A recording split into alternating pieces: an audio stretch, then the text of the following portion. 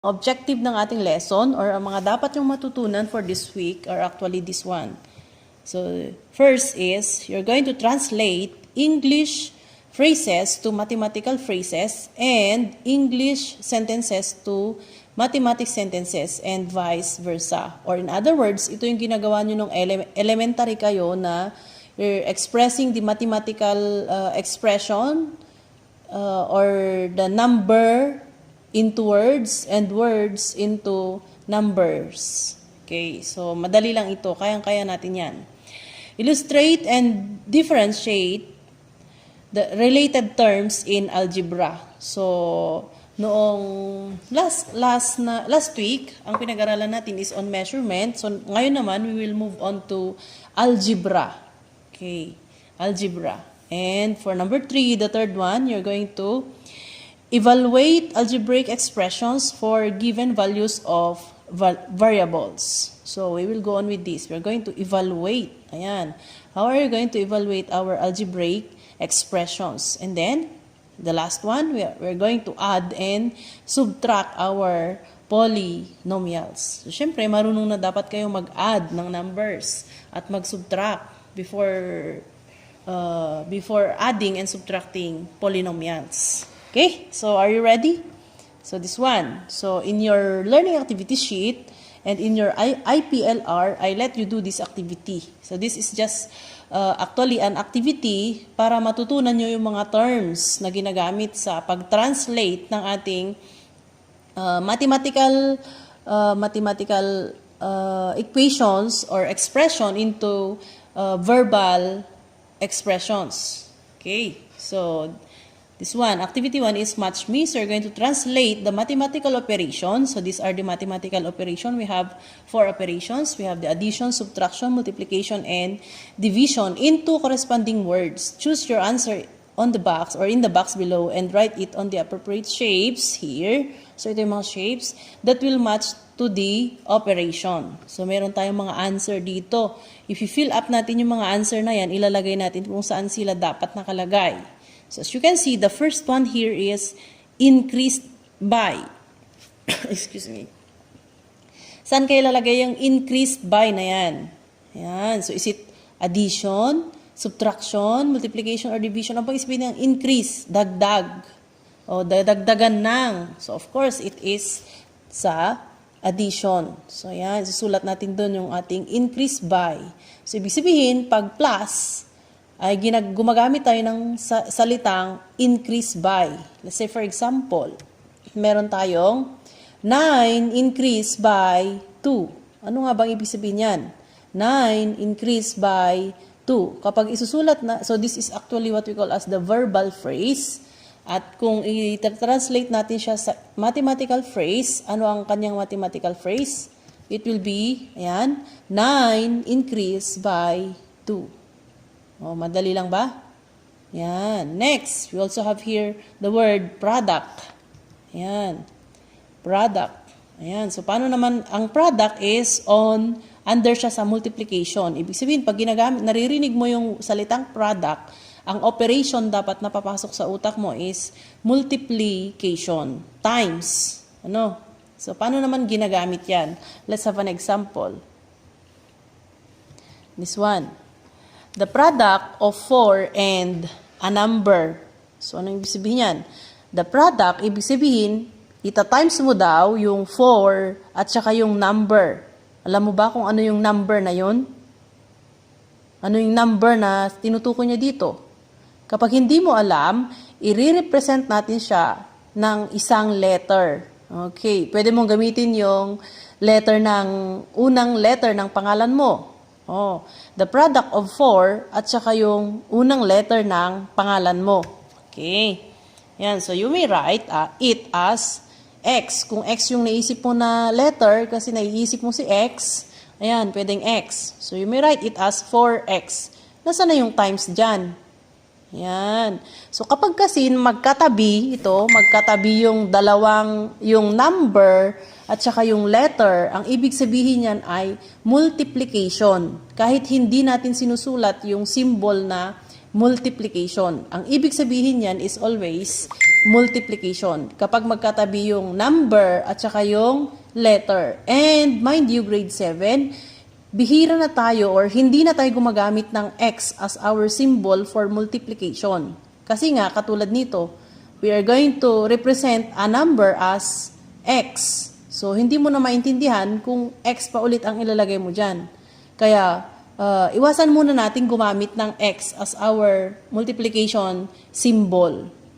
So, the product of 4 and a number, ibig sabihin, 4 times pwedeng A, kung A ang gusto mong ilagay dyan. 4A pwede. 4B, 4C, so pwede lahat yung letter. So, yung a number dyan na tinutukoy is, hindi naman sinabi kung anong number, kaya pwede natin siyang palitan ng kahit anong letter of our alphabet. But, it should be in small letter. Kapag nagre-represent tayo ng number, unknown number, sa ating alphabet, it should be in the lowercase letter or small letters. Next, we also have the, pagkatapos ng product, we also have the quotient. So, quotient, syempre sa division. Ayan. So, paano naman ginagamit yung word na quotient? We use it like this. The quotient of 4 and a number. Ibig sabihin, 4 divided by a number. So, we may write it as 4 over X. O kaya ay 4 divided by yung symbol natin na divide by X. Pwede rin siya. Ayan. Next, we also have, after yung quotient, we also have the word decrease. Decrease, of course, is subtraction. Ayan.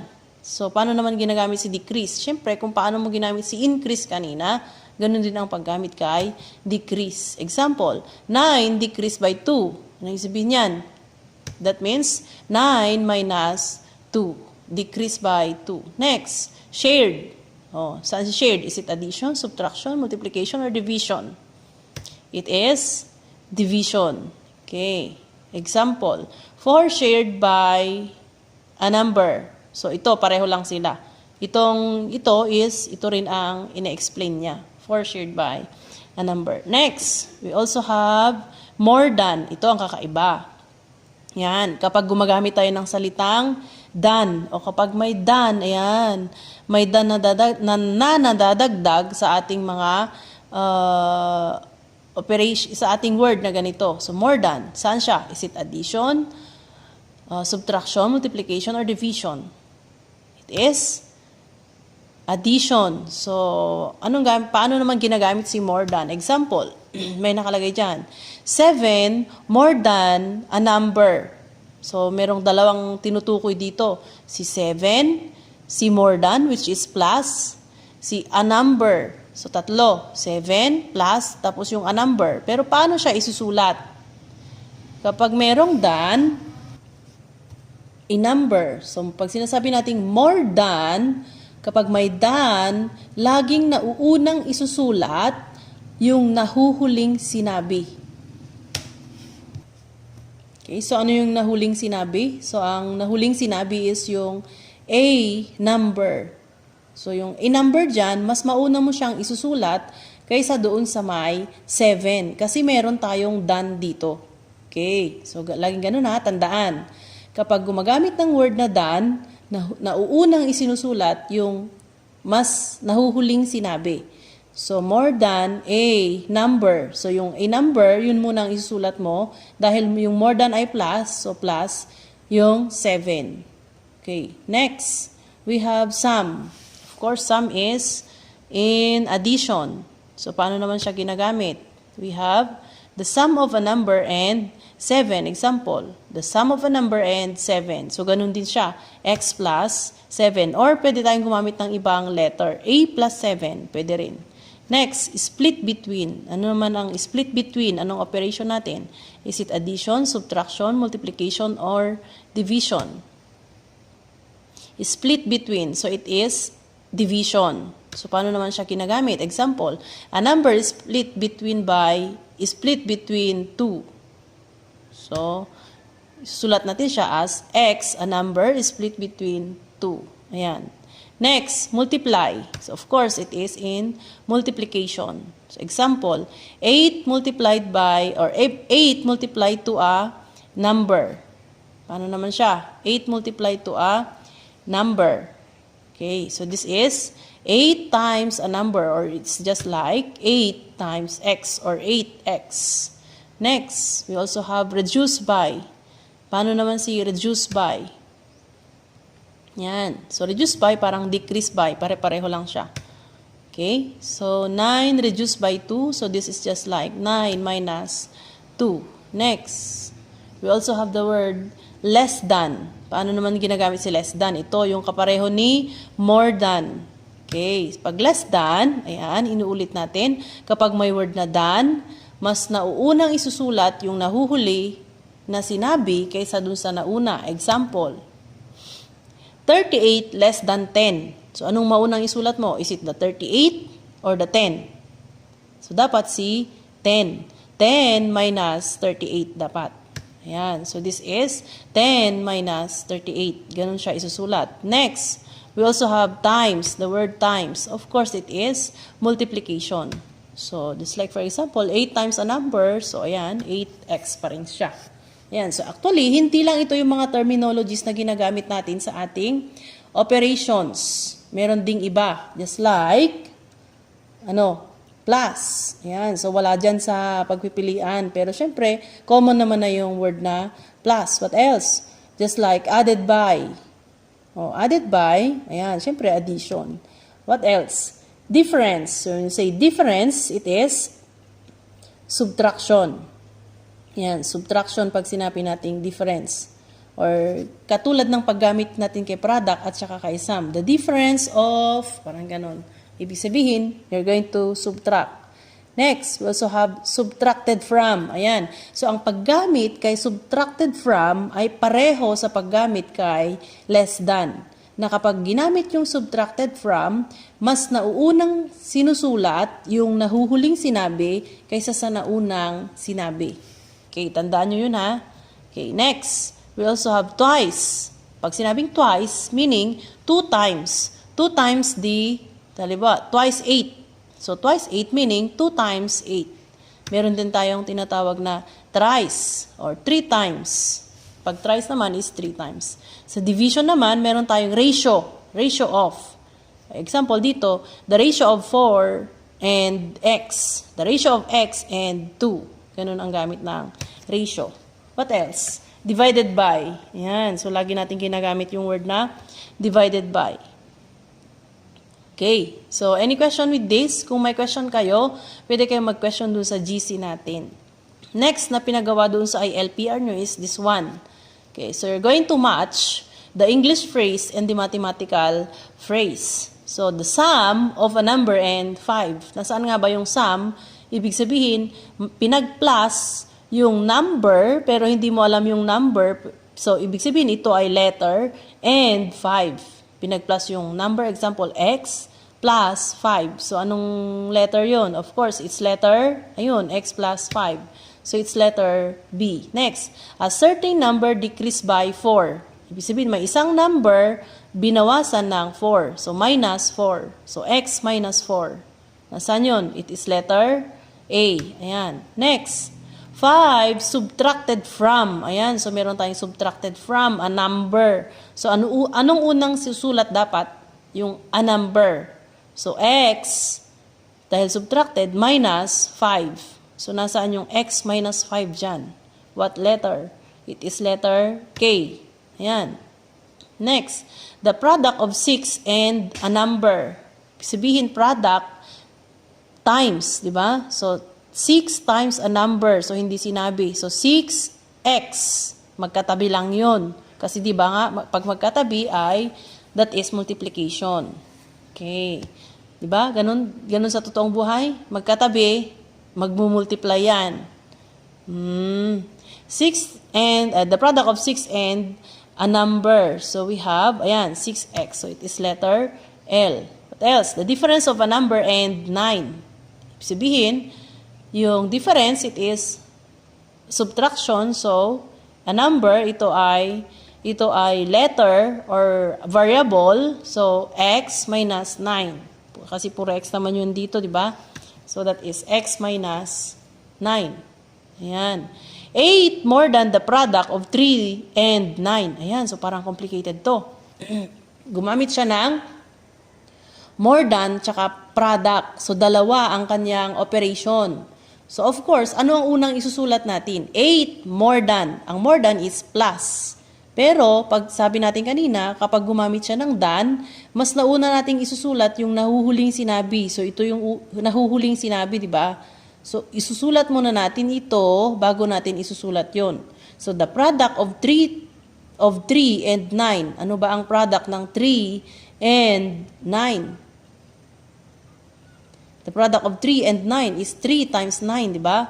Tapos plus 8. So, kung isusulat natin siya, nakita ko ito, walang answer dito sa pagpipilian. Actually, ang tamang sagot dapat is the product of 3 and 9, ayan, 3 times 9 plus 8. Yung nandun sa answer key is ito, hindi naman number ang tinukoy, kundi the product of 3 and 9 naman, hindi naman number. Kaya ang tamang sagot dyan dapat ay 3 times 9 plus 8 dapat.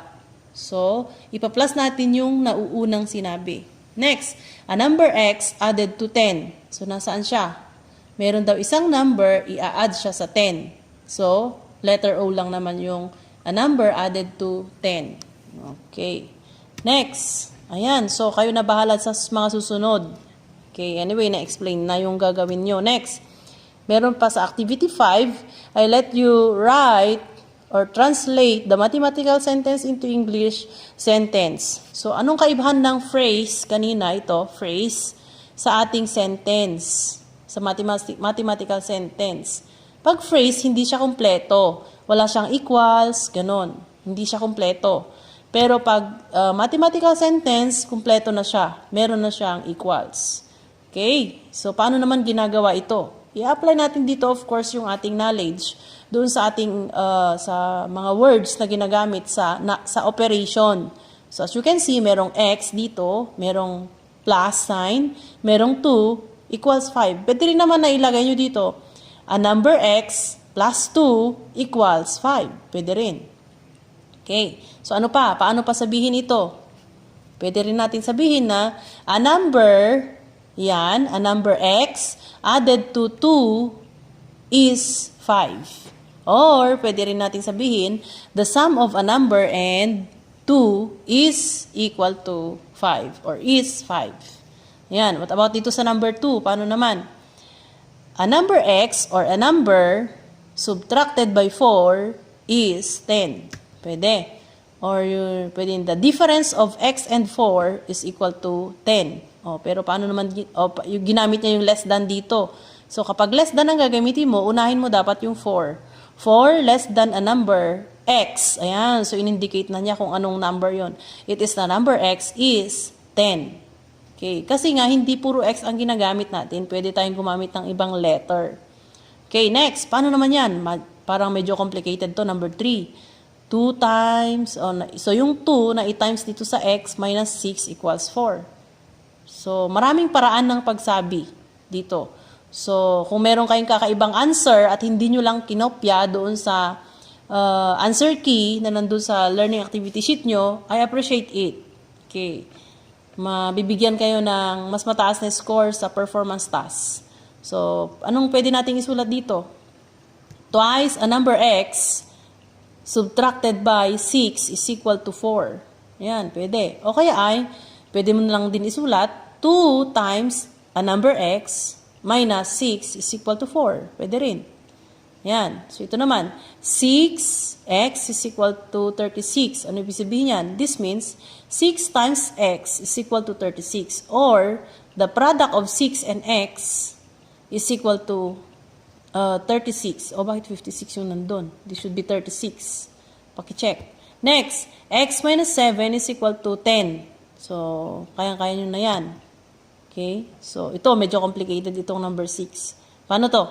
Paano sabihin? You may say twice. Ayan. Kasi times. Oh, ito pa pala ang tandaan nyo, grade 7. Kapag gumagamit tayo ng parenthesis, ang ibig sabihin yan ay multiplication. ang symbol na parenthesis sa mathematics is multiplication. So, dito, 2 times. Ayan, ang ibig sabihin nito, si 2, ita-times natin siya dito sa buong yan. So, kung ano yung answer dyan, ita-times natin siya kay 2. So, this means, twice or 2 times the sum, ayan, pagpaplasin mo, the sum of a number and 2 is equal to 12. So, 2 times a number and 2 is 12. Ayan. So, kung dito sana sa number 9, pwede natin sabihin na twice the difference kasi minus, of x and 4 is equal to 18. Or dito naman, pag 3 times the sum of x and y is equal to 20. Ayan. So, pwede lang siya.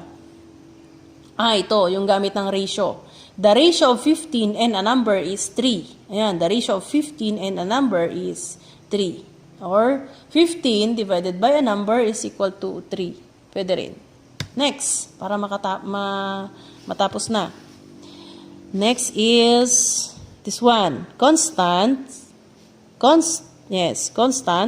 variables, and algebraic expressions. Dapat mas nauna itong diniscuss natin. Ito, the language of algebra. Okay, ano ba yung mga constants, variable, ano pa? Term, numerical coefficient, ano pa? Literal coefficient, ano pa? Expressions. Ayan. So, marami yan.